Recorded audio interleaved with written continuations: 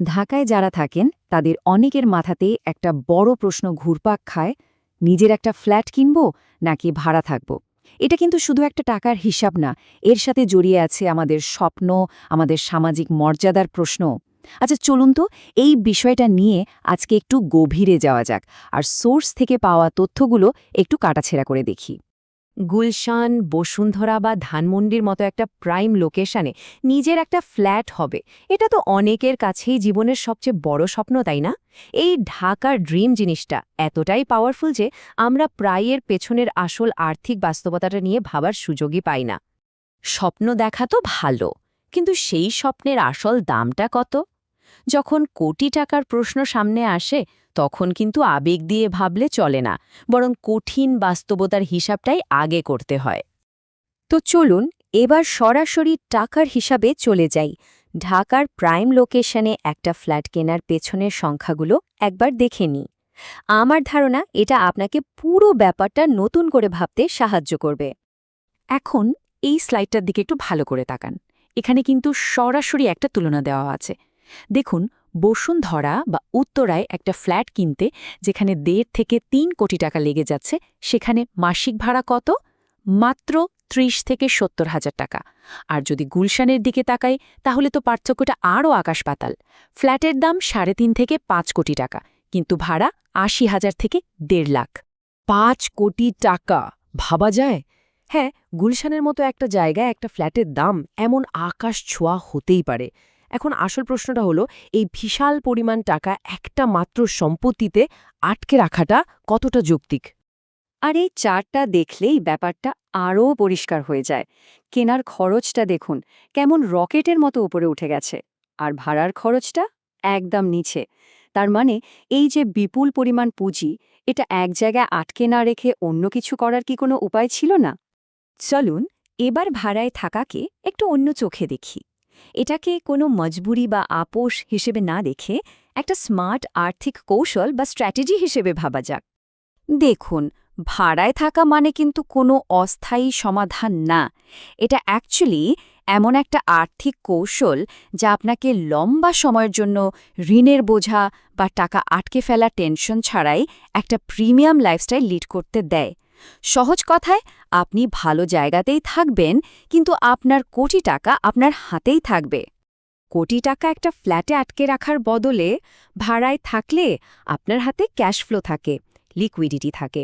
এই টাকাটা আপনি জীবনের অন্য কোনো গুরুত্বপূর্ণ লক্ষ্যে কাজে লাগাতে পারেন। হতে পারে সেটা কোনো ব্যবসা, উচ্চশিক্ষা বা কোনো জরুরি প্রয়োজন।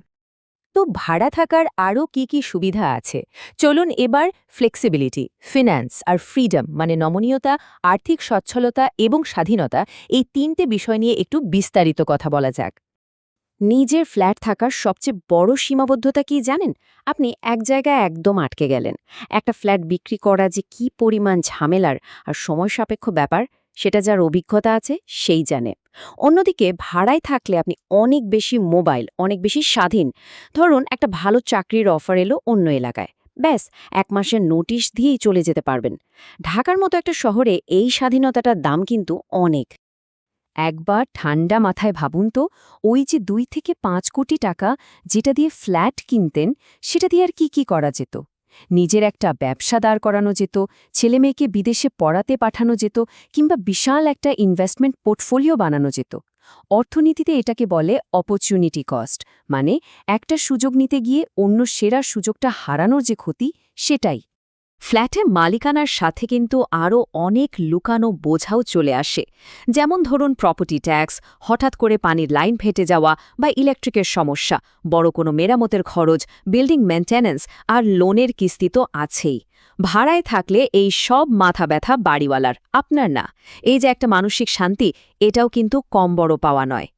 আজকাল বসুন্ধরা বা উত্তরায় এমন অনেক আধুনিক বিল্ডিং আছে যেখানে জিম, রুফটপ গার্ডেন, কমিউনিটি হলের মতো দারুণ সব সুবিধা থাকে।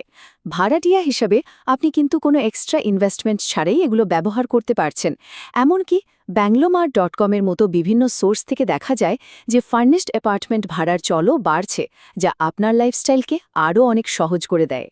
ভাড়ায় থাকলে আপনার মাসিক খরচটা একদম ফিক্সড এবং প্রিডিক্টেবল। আপনি জানেন মাসে কত টাকা যাবে, এতে বাজেট করতে আর ফিনান্সিয়াল প্ল্যানিং করতে খুব সুবিধা হয়। কিন্তু নিজের বাড়ি হলে হঠাৎ করে একটা বড় খরচের ধাক্কা এসে আপনার পুরো মাসের প্ল্যানিংটাই নষ্ট করে দিতে পারে।